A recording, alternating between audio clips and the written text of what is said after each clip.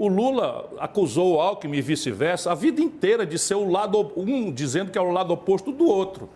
Percebe? E agora se acham absolutamente autorizados a se reunirem, não por um projeto que ninguém conhece, porque se houvesse aí uma mesa onde todos nós sentássemos para fazer um grande acordo para mudar o Brasil, eu me convido para estar nessa mesa. Não é um conchavo para tirar o povo da jogada. E isso eu não vou aceitar. Rebelde eu sempre fui. Isso é o que me separa do Lula, do Bolsonaro e dessa gente que não tem proposta para o Brasil e que quer que o povo vote só no Chico, no Manel, no carisma, na picanha, na cerveja, né? na defesa da família, contra o comunismo. Não é possível. Chama de Mindau! Em entrevista à CNN, Ciro Gomes foi com tudo pra cima de Lula e Bolsonaro. Ele criticou grandemente o governo do petista, a aliança entre Lula e Alckmin, que sempre foram oposição um ao outro e sempre criticaram um ao outro e agora, por interesses políticos, forçaram uma aliança para, entre aspas, mudar o Brasil. Criticou Bolsonaro, alegando que ele foi muito submisso ao Centrão e ao STF, mas discordou da condenação contra o ex-presidente, dizendo que as acusações não provam nada. Ciro também alega que realmente é rebelde, mas rebelde a Lula e Bolsonaro, e expôs os seus planos que, segundo ele, mudariam o Brasil. E se você, assim como eu, quiser ganhar dinheiro postando notícias, vou deixar um link na descrição com uma aula grátis que vai te ensinar a montar um negócio lucrativo aqui no YouTube, onde você aprenderá a criar quantos canais quiser para postar notícias do jeito certo. O Brasil não cresce há 30 anos, não é só há 10 anos. A nossa produtividade está estagnada há 40 anos, mais ou menos. O nó é político. Como é que o senhor quer desatar esse nó? Veja, o Brasil precisa entender qual é o caminho do crescimento. Nenhuma nação desenvolvida do mundo se desenvolveu com base no capital dos outros. E essa é a premissa do equívoco que tange o Brasil desde o Fernando Henrique, repetido pelo Lula, repetido pela Dilma, repetido pelo Michel Temer, repetido pelo Bolsonaro. Tanto na questão do desenho dos tributos do país, que hoje penalizam só quem produz e trabalha, cobra muito mais de pobre da classe média e transforma o Brasil num paraíso fiscal dos super ricos.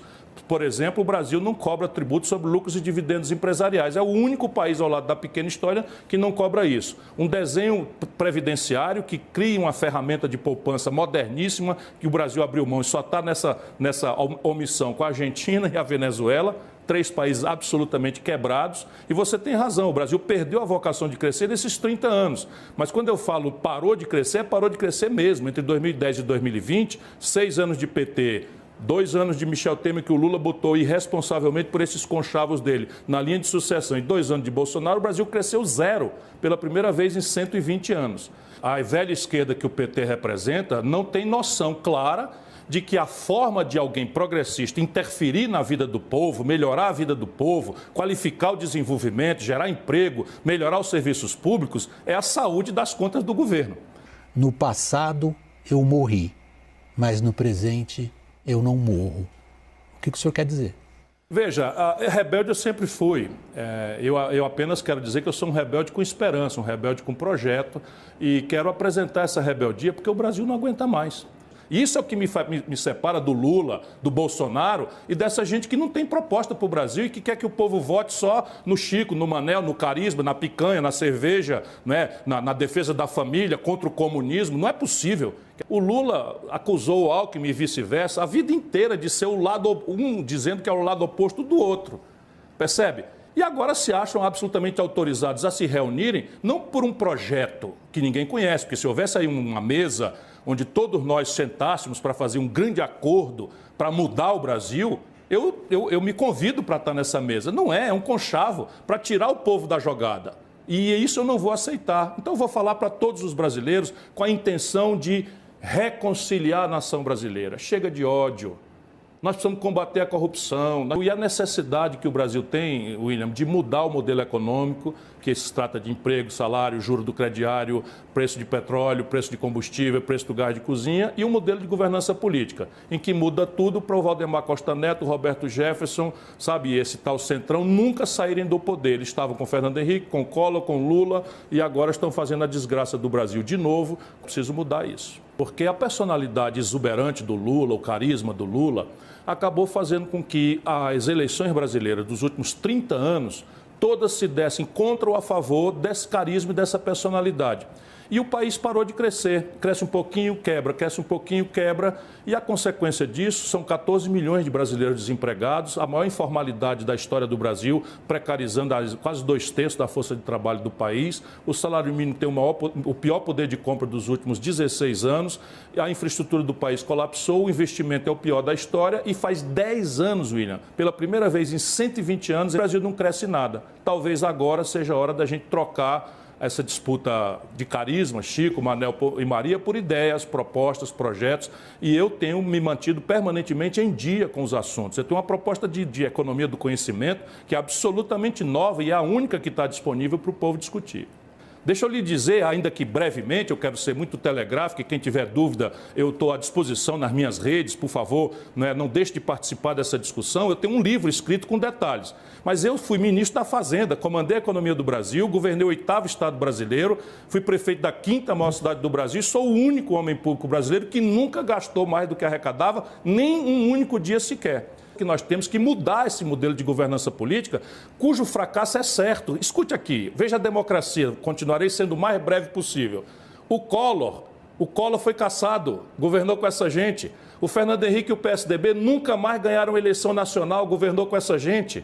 O Lula foi parar na cadeia, governou com essa gente. A Dilma foi cassada, governou com essa gente. O Michel Temer saiu pela porta dos fundos, governou com essa gente. E o Bolsonaro está desmoralizado, governando com essa gente. Lula passou 30 anos praticamente mandando no Brasil, de dentro ou de fora do poder, só deixou no Brasil a tomada de 3 pinos. Não mudou uma instituição sequer e está aí, o povo perdeu tudo que ganhou com ele e ele agora quer que o povo esqueça, como nós vimos no noticiário, que ele é o responsável por esses conchavos dele e por essa ambição desmedida de poder que ele tem pelo poder.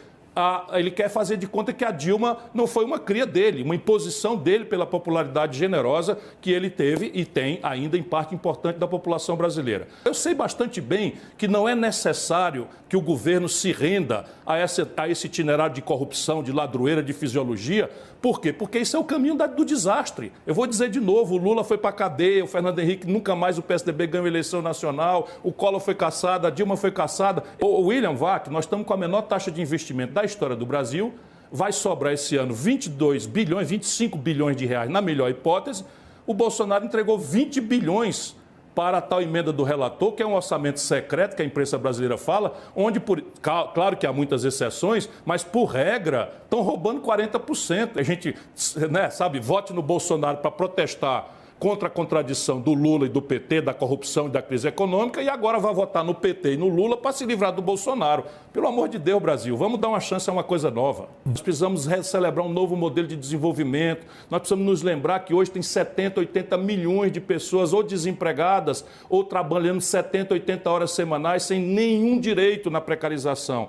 E nós precisamos nos lembrar que 129 milhões de pessoas hoje, no país que mais produz comida no mundo, vão morrer com o estômago, vão dormir com o estômago roendo, porque não comeram o suficiente nesse país.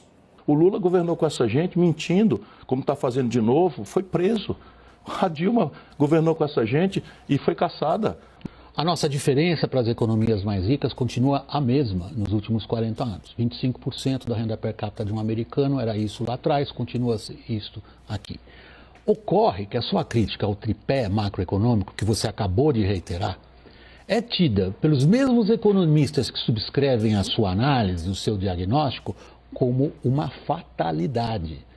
Pois, implícito está, na sua forma de apresentar a saída disso, aumentar gastos. E nós não temos como fazer isso. Não é verdade, nem a ida nem a volta. Ok. Então deixa eu explicar para todos os brasileiros que estão me dando atenção aqui na nossa CNN. Deixa eu lhe explicar.